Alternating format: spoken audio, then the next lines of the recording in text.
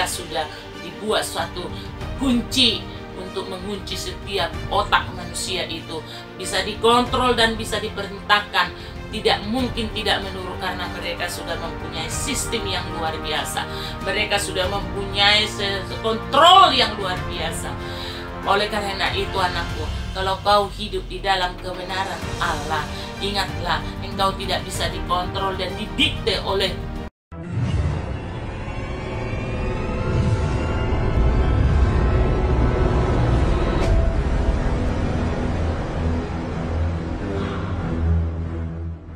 Tuhan. Berfirman begini, hai anakku, aku menyertai engkau sampai kesudahan zaman. Kesudahan zaman itu segera datang dalam kehidupan umat manusia. Bukannya lebih baik, bukannya lebih tenang, tetapi dunia akan bergejolak. Dunia akan lebih lagi menguasai manusia itu sendiri. Karena mereka sudah menciptakan sesuatu, satu identitas mereka, satu bahkan tunggal. Mereka akan membuat sesuatu, bahkan mereka juga membuat sesuatu yang tidak diinginkan manusia, tetapi manusia itu harus tunduk kepada mereka karena sudah diciptakan. Bahkan mungkin kalian mengatakan, wah dari dulu tuh chip itu sudah ada, tetapi chip itu akan diberlakukan sebentar lagi kemanapun engkau berjalan, kemanapun engkau bepergian, kemanapun engkau melangkah. Di situ engkau sudah dikontrol oleh mereka. Mereka sudah memusatkan perhatiannya kepada orang-orang, apalagi yang membangkang, apalagi orang-orang yang tidak setuju atau orang-orang yang tidak sepaham dengan mereka. Mereka sudah dibuat suatu kunci untuk mengunci setiap otak manusia itu. Bisa dikontrol dan bisa diperintahkan. Tidak mungkin tidak menurut, karena mereka sudah mempunyai sistem yang luar biasa. Mereka sudah mempunyai kontrol yang luar biasa. Oleh karena itu anakku, kalau kau hidup di dalam kebenaran Allah, ingatlah engkau tidak bisa dikontrol dan didikte oleh dunia ini, oleh jaringan mereka, karena mereka sudah mencapai puncak dari kesuksesan mereka. Seperti yang dulu saya katakan, bahkan 2 tahun yang lalu, 3 tahun yang lalu, 5 tahun yang lalu, saya katakan begini, engkau tidak bisa dikontrol mereka. Karena apa? Ada pedang roh Allah, ada api Roh Kudus yang tidak bisa menembus kehidupanmu, karena engkau sudah dimeteraikan dengan darah anak domba Allah. Engkau sudah dimeteraikan, engkau sudah ditebus dengan kuasa darah anak domba Allah, yaitu darah yang begitu mahal, yang tidak bisa ditemukan di mana-mana, hanya di dalam Kristus Yesus Tuhan Allah yang hidup. Mereka sudah mulai mencapai apa keinginan mereka. Mereka sudah mulai mencapai sampai titik yang tinggi nanti. Mereka baru mengerti bahwa sesungguhnya mereka tidaklah sama dengan Tuhan yang menciptakan mereka. Karena mereka tahu sebenarnya mereka tidak mampu, tetapi ingin menyamai si pencipta dunia ini. Siapa yang menciptakan dunia ini? Adalah Allah sendiri, Bapa yang kekal, Tuhan Yesus.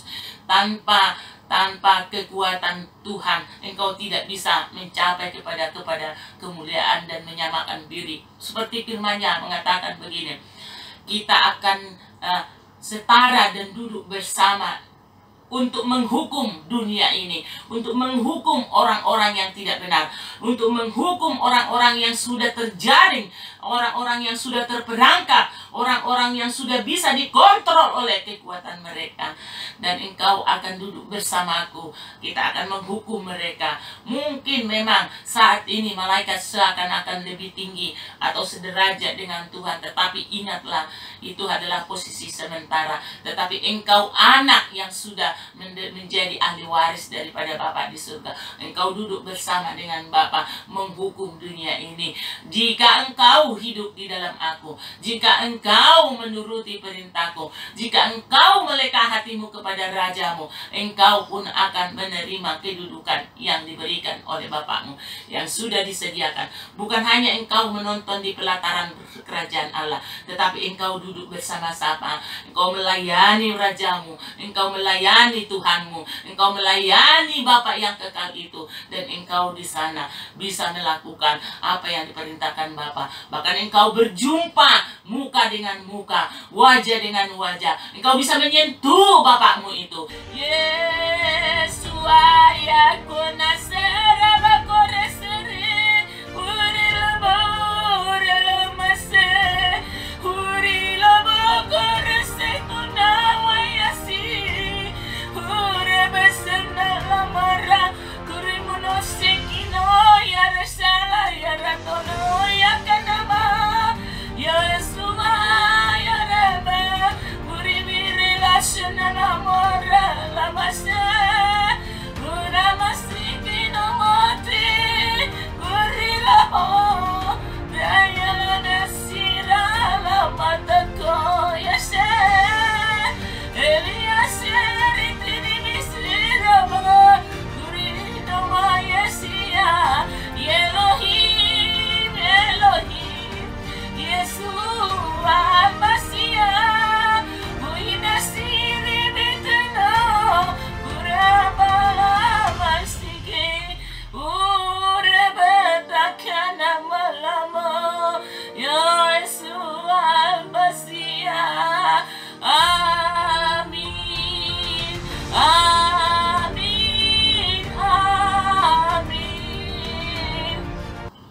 itulah yang tidak kau pahami dengan kuasa Tuhan. Tapi kalau kau di dalam Tuhan, apapun kau bisa naik dalam pujian penyembahanmu. Kau bisa mengalami perjumpaan dengan Tuhan. Pribadi Bapa itu akan menyentuh hidupmu. Pribadi daripada Roh Kudus itu menjamah hidupmu. Engkau akan luar biasa. Ya ralabashika ralabasana labarabata ralabashe. Itulah perkataanku, firmanku pagi hari ini. Aku katakan kepadamu, hiduplah di dalam kasihku. Datanglah kepadaku, hai engkau yang letih lesu dan berbeban berat. Aku akan memberikan kelegaan bagimu. Hai engkau yang jauh, berdekatlah datang kepadaku. Karena di dalam aku, apapun yang kau perlukan, Tuhan sediakan. Bapakmu begitu luar biasa. Di dalam Bapakmu semua ada.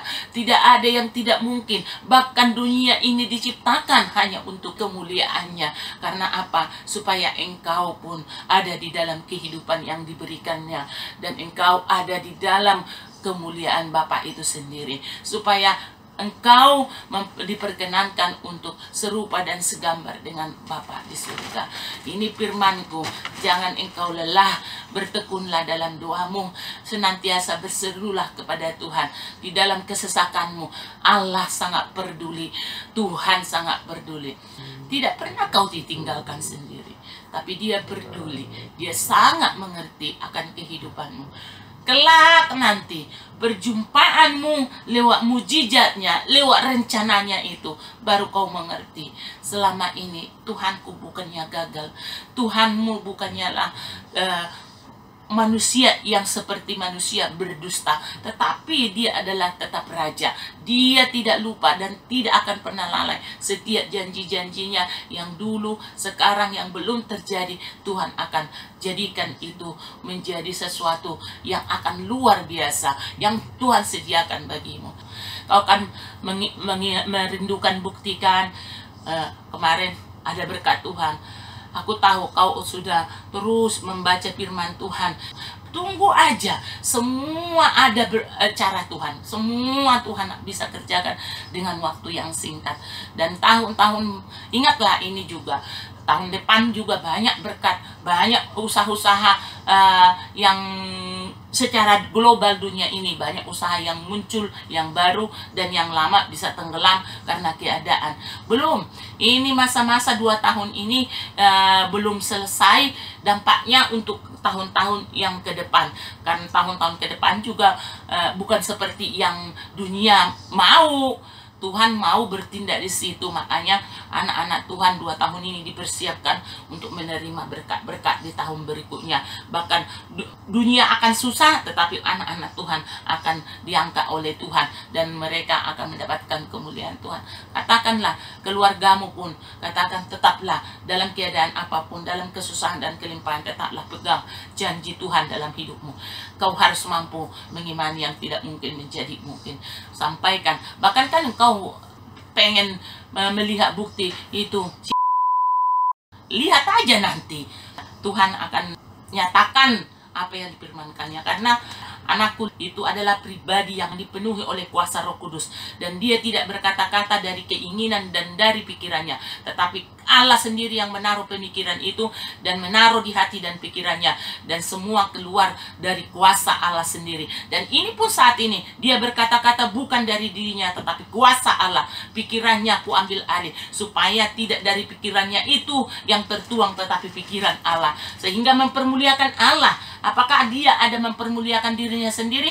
Kalau setan mempermuliakan dirinya, dia diberi dulu, baru nanti akan ditagih. Kalau Tuhan tidak, dilatih anaknya itu bertanding, dilatih kesetiaannya, ketaatannya, ketekunannya, bahkan seperasaan dengan Tuhan, baru terjadi. Memang kau nggak bisa lihat, oh ini Tuhan tidak terjadi, sekalipun tidak terjadi tetaplah engkau Tuhan. Itu manusia biasa mengatakan begitu.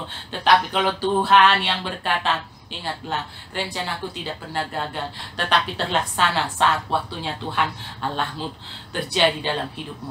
Engkau pun akan bersuka cita melihat mujizat Bapa, melihat kehadiran Bapa, Roh Kudus di dalam hidupmu. Engkau akan diperbaharui nanti cara pikirmu, cara bertingkah laku. Semakin dewasa engkau di dalam Tuhan, semakin luar biasa engkau memahami jalan-jalan Tuhan yang sangat luar biasa itu, sehingga engkau masuk dalam kehidupan yang akan baru yang Tuhan sediakan, yaitu kehidupan masa-masa di mana perjumpaan Tuhan terjadilah, bukan hanya dalam secara global atau universal, tetapi segala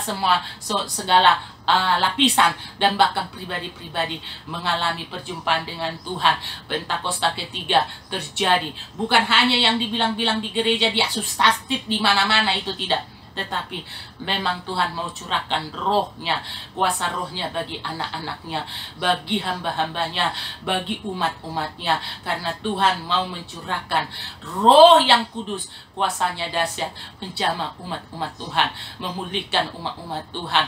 Bahkan yang mau dipulihkan akan dipulihkan, berjumpa dengan Tuhan. Yang tidak mau, dia akan ketinggalan kereta, seperti kereta daripada Elia yang naik ke surga. Dia naik kereta, menghilang sebentar saja, sehingga dia masuk di dalam kerajaan Allah. Elia sekarang ada di surga. Elia sekarang ada melayani bapaknya di surga, melayani raja di surga. Dan supaya kau nanti bisa bertemu dengan dia, awan kemuliaan. Bahkan engkau bukan hanya memang nyata ada surga itu, meletakkan nanti kerajaan itu di muka bumi ini. Baru orang tahu, semua engkau macam-macam menyimpulkan tentang akhir kiamat atau zaman yang baru itu. Engkau tidak sempurna untuk bisa menafsirkan itu. Karena apa? Pemikiran Tuhan dituangkan, perasaan Tuhan dituangkan, bagaimana dia hadir, bagaimana dia menciptakan sesuatu yang baru nanti.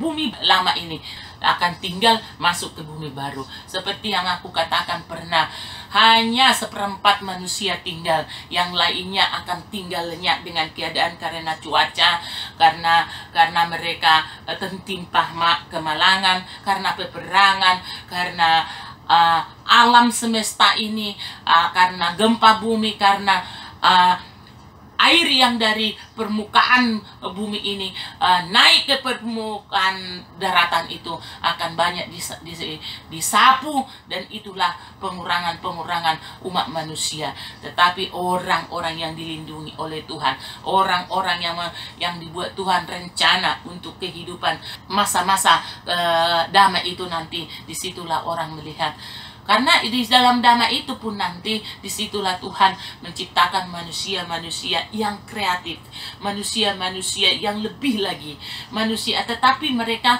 kreatif dengan cara Tuhan, tidak lagi melakukan dengan cara pandangan mereka sendiri, dengan cara yang bertautan dengan apa yang dikerjakan dunia saat ini, sehingga mereka terjerat oleh dunia itu sendiri. Tapi kalau Tuhan yang menciptakan anak-anaknya, membuat inovasi-inovasi atau menciptakan sesuatu, kalau dari segi cara pandang Tuhan, mereka akan lebih luar biasa daripada dunia ini. Mereka bisa kalahkan, sehingga orang melihat, ini siapa gerangan, kok dia luar biasa, dia memegang kebenaran, dia memegang tongkat kebenaran Allah, dia tidak menipu, dia tidak melakukan pemalsuan-pemalsuan, tapi dia melakukan kebenaran-kebenaran itu sendiri. Itulah cara Tuhan untuk menyatakan mukjizat dan kuasanya bagi umat-umatnya. Termasuk kamu, 3 tahun ke depan, 2 tahun ke depan, 1 tahun ke depan, bahkan 10 tahun ke depan. Kau tidak tahu kan apa yang terjadi pada hidupmu. Tapi Tuhan sudah rancangkan itu. Langkah pertama apa yang mau Tuhan lakukan, sudah Tuhan rancangkan bagi umat-umatnya. Percayalah perkataan firman Allah, kembali engkau kepada firman Allah. Di situ engkau akan menemukan kerajaan yang Tuhan siapkan bagimu. Inilah firman dan inilah kebenaran yang Tuhan berikan kepadamu di pagi hari ini. Tuhan memberkati engkau, memberkati anak-anakmu, memberkati bumimu atau tanah airmu, bangsamu Indonesia ini. Tuhan memberkati keluargamu, sepupumu, kakakmu, adikmu, semua keluarga-keluarganya. Tetapi orang yang tidak sungguh-sungguh di dalam keluargamu, katakan kepada mereka, jangan sia-siakan waktu. Tuhan mau datang, bilang deh, mempelaimu sudah siap, kau harus siap juga. Sehingga dia datang mempelai raja yang agung itu, kau pun menjadi didandani dengan penuh kemuliaan Tuhan. Oleh karena itu mulai sekarang, berikan dirimu didandani oleh Kristus, berikan dirimu didandani oleh Raja, supaya saat bersanding dengan dia sepadan dan serupa dan segambar dengan dia.